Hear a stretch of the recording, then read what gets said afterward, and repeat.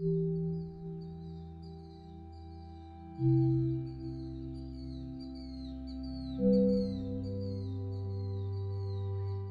ladies and gentlemen and welcome to the School of Science. My name is Luke and this is the Dickinson Stadium update for the 28th of July 2025.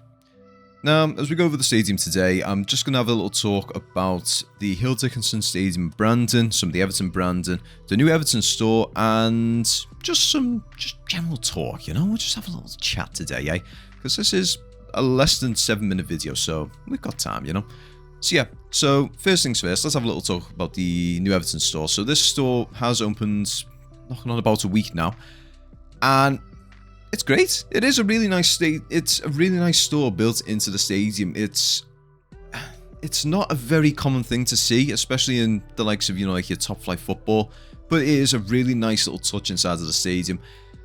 The only things I've really got to sort of nitpick at, basically being that you have got 2 floors on there, but the thing is that back door is very subtle.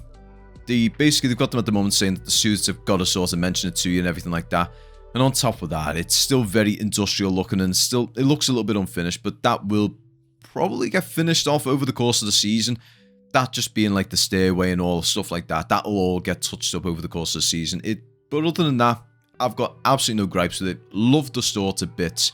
And on the top floor as well, you've got a nice little couch set there. So if you want to just sort of sit down and take in the views, it's right there for you. Now, before we proceed, I'd just like to say a big thank you to all my Cup of Coffee members here.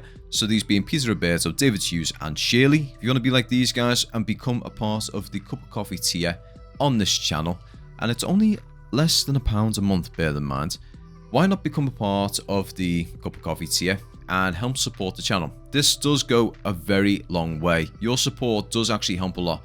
It helps with software, it helps with hardware, it helps with peripherals, it helps with the backdrop and everything like that. It helps me make this a more professional channel and, just adding bits and pieces here to help make your viewing experience a lot more pleasurable. I digress though. So, going over the stadium as well. So, as you can see there on the south stand, you have got some progress when it comes to the potential Dickinson signage that's going to be on the south stand glass. So, this will be illuminated as well. It's going to shine very nice, white and bright, so that when you're coming in via the city centre, you're going to see that. And on top of that, on the east and west stands, as I did mention in the previous video, and you will see here, they are going to be doing Dickinson Stadium signage here as well. Just pretty much perpendicular to what you've got on the roof.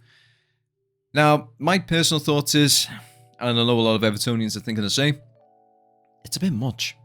In all honesty, it is a bit much when you think about it, because you've got 5 pieces of signage saying Dickinson Stadium with 4 pieces of signage at this point in time being Everton signage. And it isn't even like Everton spelt out in big letters, it's just the Everton crest on the corners. It's very subtle, and if you weren't how can I put this? If you were driving past and you weren't focusing on it, you'd miss it. However, what you've got to take into account as well is Dickinson are providing us with funds. So they're paying us up to about £10 million per year. So that's a lot of money coming into the club's coffers, and that is going to help us with the whole PSR, FFP, signings, all stuff like that. But also as well, what you've got to take into account is in the fan zone, as well as anywhere, I think the west stand and south stand, there's light posts there with banner hooks in place. So there is going to be Everton banners that are going to be sprayed out across the stadium. So these are something that will sort of balance it nice and 50-50. But as my final point as well is what we've got to take into account is this is a multi-purpose arena. Now granted, its main priority is it's an Everton stadium. It's our stadium. However, its secondary purpose and one of its other money spinners is the fact that it is a multi-purpose arena. So you're going to have fight nights here, you're going to have concerts here, you're going to have all sorts of events here. So this is something that will generate money for the stadium, for the club, and other things.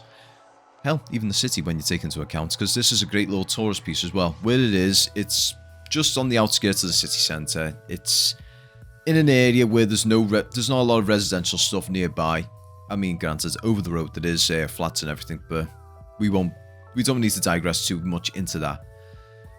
So yeah, so in regards to the stadium itself, it's like I said, it's multi-purpose.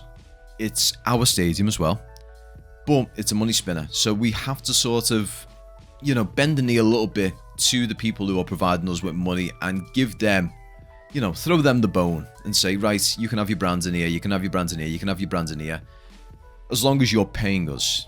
So I really can't complain in that regard. I am going to have a little bit of a bitch and moan about it, but in overall, it's something that, it's money at the end of the day. It's going to give us money, and it means that we could potentially be getting better signings in the future.